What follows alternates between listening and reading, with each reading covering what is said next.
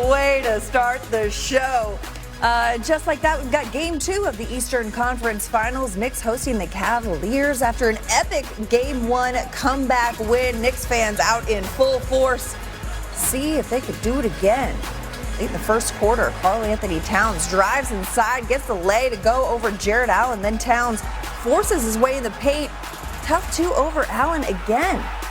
Knicks trailing by 1. Yeah, Cat likes that.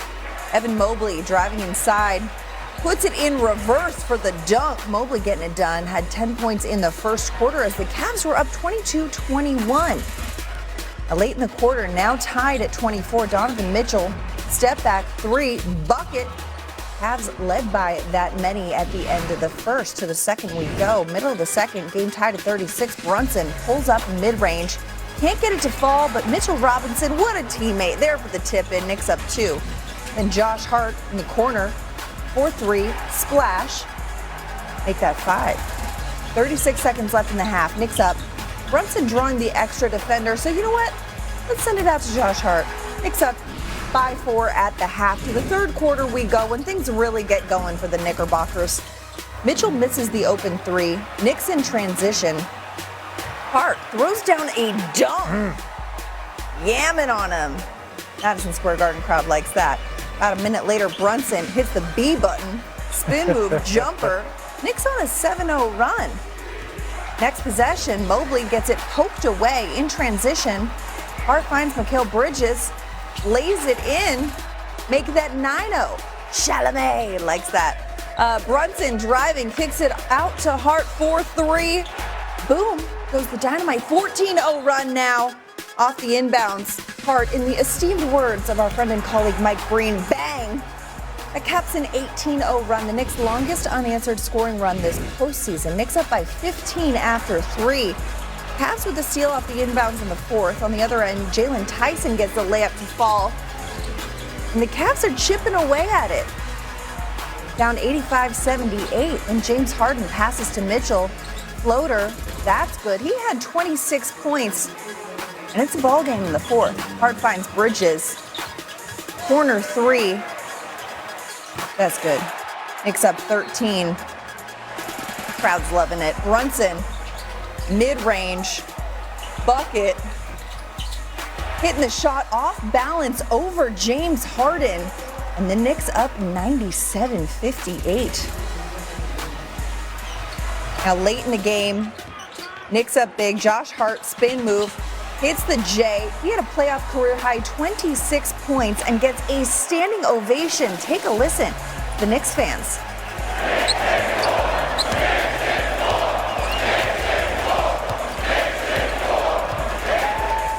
Knicks in 4. Well, they're halfway there. They've got the first 2, taking game 2, 109-93. Mike Brown, what do you say? One thing we told our team is they're very good at home. They were down 0-2 against Detroit. And again, Cleveland is well coached. Kenny's an excellent coach. And they have a load of talent on that team.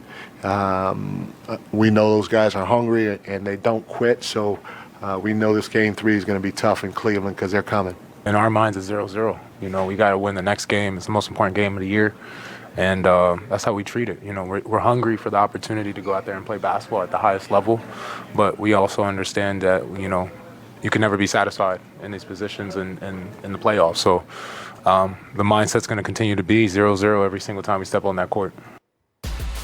The Knicks are winners of 9 straight games, extending their playoff franchise record. They're the 13th team in NBA history to go on a 9-game win streak in a single postseason. And 11 of the previous 12 made the NBA Finals. 7 of them, Phil, won it all. We just didn't make shots. I loved everything about the looks we got. And some days you just miss the open ones. We got great looks. Sometimes we're in and out. Sometimes they're short. Offensively, I'm not worried at all. We did a really good job getting to the paint, trying to find guys. And that's why our assist total was low. It's just because we couldn't make shots, and it was everybody. So nothing to hang our head about. They protected home court, and we've seen this before, so we got to go get game 3. We didn't shoot the ball well. I thought we had a lot of good looks. A lot of good looks from three.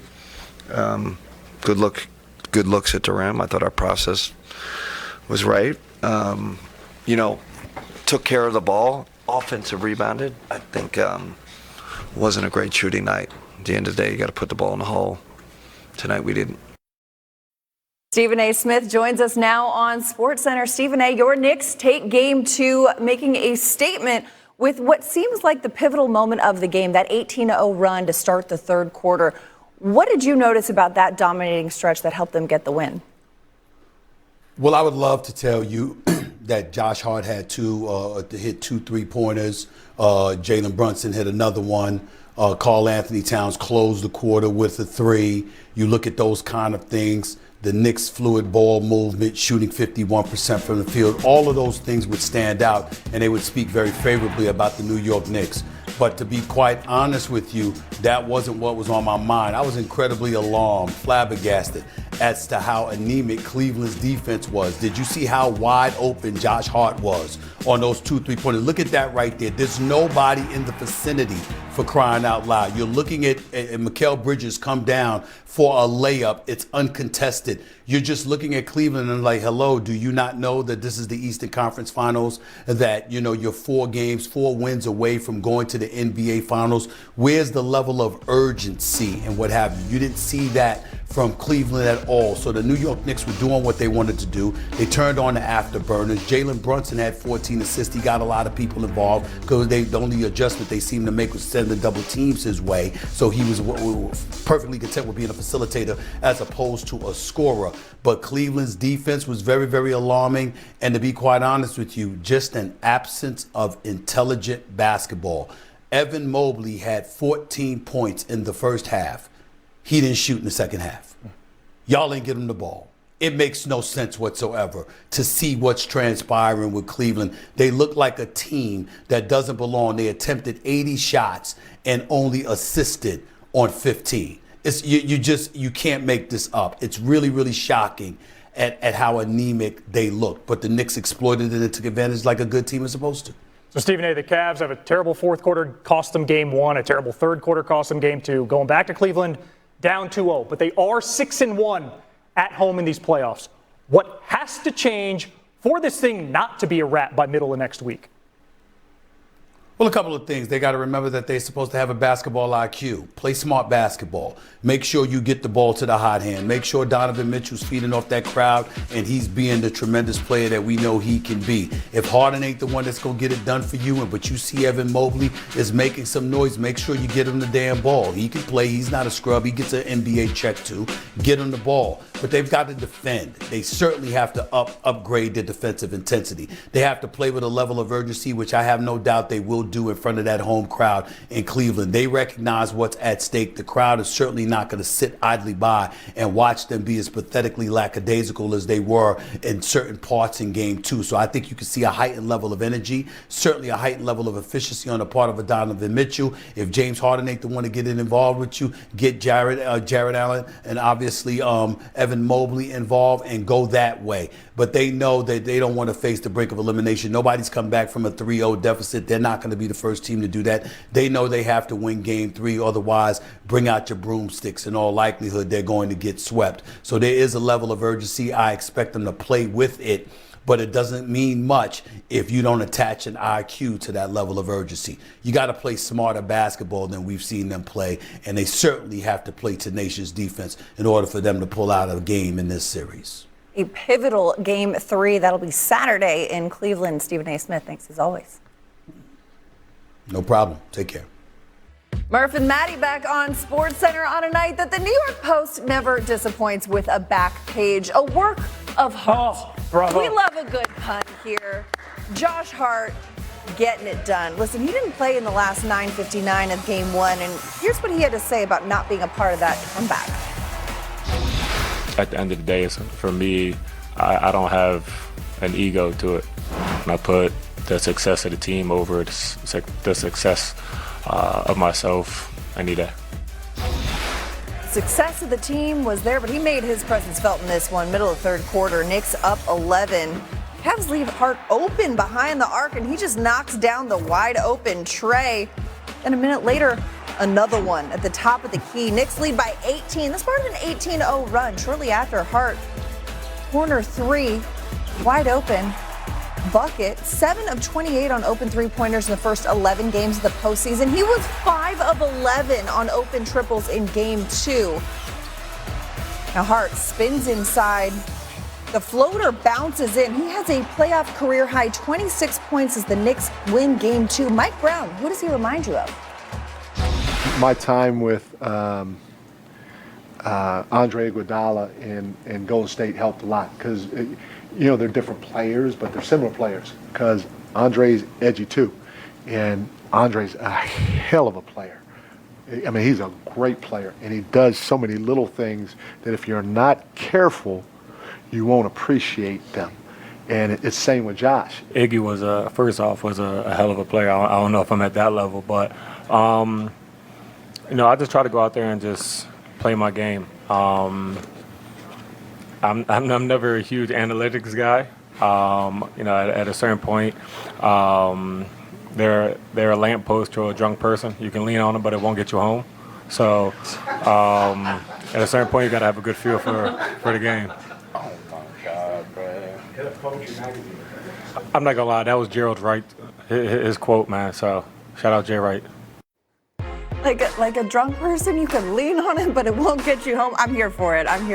Josh Hart was getting it done on both ends of the court on Thursday night. He had a team-high 26 points and was responsible for 43 of the Knicks' 109 points. Defensively, he held the Cavs to 25% shooting and held Donovan Mitchell to just 1 of 6 from the field. Danny Green joins us now from MSG. Danny, impressive performance from Josh Hart, a playoff career-high 26 points. This after not being on the court in Game 1 during that Knicks comeback. What impressed you most about what you saw from Hart on this night? I mean, he did a lot tonight. It wasn't just his shooting. It was more his rebounding, deflections, defensive activity, but his mental, ability to, stay locked in. Last game he didn't have a great game. I'm sure he saw a lot of the stats that they were saying how much better they were with him off the court and all the plus minus negatives. So to take that, use a chip on his shoulder, and come back and produce the next night shows a lot of character, shows a lot of heart, no pun intended, and a lot of mental fortitude. So he came in with a chip on his shoulder and proved the fans and everybody else wrong that he's not the guy that you need to take out the lineup. So, but also the Knicks have proved that they can win in many different ways. There's multiple ways to skin a cat for them. They got guys like Deuce that can win games for you, Shamet, Josh Hart can knock down shots, and of course Brunson and Cat. But OG, Mikal Bridges, they have so much depth, and Josh Hart proved that tonight as well. Danny, this is the wrong duo to not intend puns. Feel free to lean into them next time. Let's lean over to the West. Tied best of 7, moving to San Antonio with 2 notable injury updates heading into Friday's Game 3. Shams Charania reports Thunder wing Jalen Williams is day-to-day with a hamstring injury. He'll be reevaluated before tip Friday. J-Dub, one-time All-Star, played just 7 minutes in Game 2 before exiting stage left. Williams already missed 6 games this postseason with hamstring issues. And the Spurs have listed rookie Dylan Harper as questionable after he left Game 2 with right adductor soreness.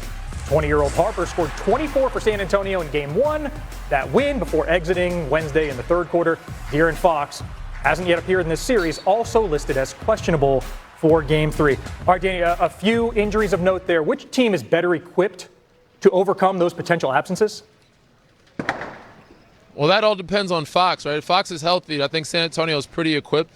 But OKC has the advantage because they've been playing without J-Dub for most of the season, and they're used to it. A.J. Mitchell has to step up now. Jared McCain, Kaysen Wallace, Alex Caruso's been playing really well, so they're used to playing without Jalen Williams. And that adductor, I didn't know that was the news. That's something serious that you don't want to play with. I've had an adductor injury before.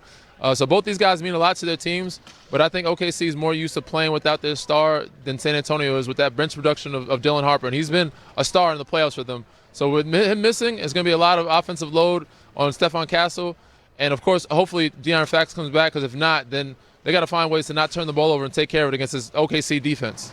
Yeah, the OKC depth on display. They had 11 steals just by bench players in Game 2. It only is getting more blinding in terms of the assemblage of stars because, man, the city is 2 games away from the finals. This New York team, I think, expected to win the series. They were favorites. It would have been suffocating pressure if they dropped game one, but they didn't. What did you see from the home team tonight? What kind of freedom? Yeah, so this Knicks team really does have a lot going for it. They are not a perfect team. They were not the best team in the NBA during the regular season, but they have a lot going for it. And one of the things that they can do is play different ways. They have different players who can do different things. And so Jalen Brunson crushes the Cavs in game one. So the Cavs come back naturally and try to clamp down on him. They totally don't guard Josh Hart. And this was one of the reasons why he got benched at the end of game one, because the Knicks weren't surviving well when they were going 4-on-5. This game, they go to him, and he crushes the Cavs with an all-time terrific performance from him, not only with the 26 points, but also with 7 assists. So not only did Brunson end up with 14 assists, one of his best assist games ever, but he got a bunch of hockey assists because he was kicking it to Hart, and the Cavs would scramble to him, and he would kick it onward. This is what really good teams do, what championship teams do, beat you in different ways. The Harden-Brunson thing is still a problem for the Cavs, but it was Josh Hart that knocked them off tonight. This Cleveland team knows the assignment, right? They have to win a game in the Garden, and they let one that they had in their grasp slip through their fingers. They have been great at home. They did erase a 0-2 deficit already. What's your sense of how they respond as this series pivots to Cleveland over the weekend? Well, you know, Kenny Atkinson likes to focus on process. He likes to think about stuff like shot quality.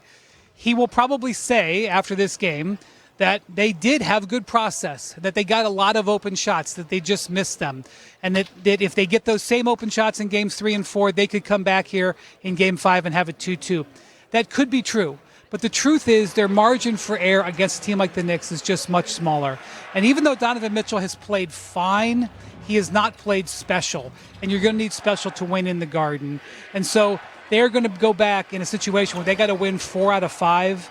And I think the odds of that are very long. And I suspect, you never know in the NBA, but I suspect game 1 is going to stick in their minds for a long time. I completely agree with that.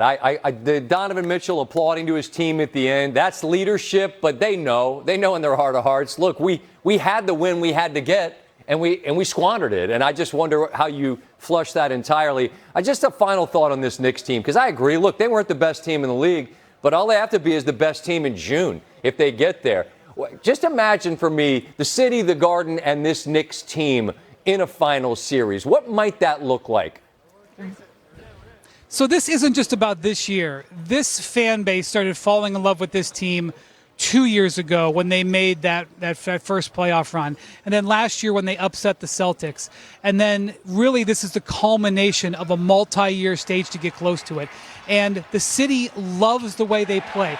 This is not a mercenary team. They have built this team methodically. They have their 10,000 hours in with this group. They've watched them have a bunch of comeback victories. Scott, they've got 4 20-point comeback wins in the playoffs in the last 2 years. All of that has built this incredible faith in this roster. You feel the connection in the building. You feel the connection in the city. This is something, look, around here, they talk about 1994 and grown men get tears in their eyes and look up to the ceiling. That's building with this unit. I don't know if they're going to win it, but you can feel that what's happening now is going to be celebrated for a long time. Josh Hart and Jalen Brunson and Mikal Bridges are going to be sitting courtside here in 20 years, no matter how this season ends up. About that, and this is sort of, I don't know, this is a bit of psychological study here. If, and I underline if, they win 2 more games and they await the winner of the Spurs and the Thunder, could all of that, could the city, could all the alumni, could it become a lot to deal with? Right? It's not just the 4 games you got to win. It's the ghosts, and it's how desperately the alums want to see this group do it. Feels like a lot to me. I don't think so. Because I think there's a pureness to this. If they got there once or twice and didn't get it done, they would feel the pressure. And really, let's just be 100% real. The pathway to putting a banner up there is to win this series in a sweep. To go to Cleveland, handle your business, and then watch the Spurs and Thunder beat the hell out of each other and watch the injury report grow and try to – I mean, that's just the real part. So really, and they'll never say this out loud, Jalen Brunson will never say anything even mildly disrespectful, but in their heart of hearts and in their brains, this is what they think that the pathway is. If they want to win it, they need the 6 more wins. That's probably the pathway. So they go to Cleveland this weekend with that on their mind. They've been great on the road, but Cleveland's been great at home. It's a proud Cavs team. I expect to see them fight with all their gusto on Saturday night. Brian, I appreciate the time. Look forward to continuing the conversation. Of the Knicks' defense felt like a big part of this night. Cleveland started hot from three, then couldn't buy one. Am I onto something? Is the Knicks' defense the reason why they won this game tonight? Knicks defense has turned into an elite defense here in the postseason, and they adjusted some things during the course of the year. You know, their efficiency of their offense, Scott, has helped that defense because when you're taking the ball out of the net a lot, that's what you're going to get. Defensively, you can set up, you can see the ball in front of you, and you can execute the game plan, and you get the appropriate matchups that you want. Their offense has helped to a great degree. There's no doubt that the Cleveland Cavaliers' three-point shooting failed them in this game because that's the shot you're going to have to make if the Knicks are going to be this connected off the dribble in the way they're going to protect the lane. You're going to have to knock down your share of three-point shots, and tonight just wasn't Cleveland's night. And on the other end, Josh Hart had an answer for that with 5 of his own because Cleveland decided to leave him most of the night, and he made him pay. Brunson was ordinary to below average in terms of his scoring. I think he had 17 against Atlanta, but that was the game they won by like 50 points. But he had a career high in the playoffs in assists. If you tell Cleveland and Coach Atkinson, hey, he's going to get 19, they're going to feel good about their chances. How did Brunson facilitate and put others in a position to hurt Cleveland? He recognized immediately the shift, and the shift was this. They were going to rotate multiple bodies to his side of the floor. They let him play, obviously, one-on-one in that fourth quarter of game one late.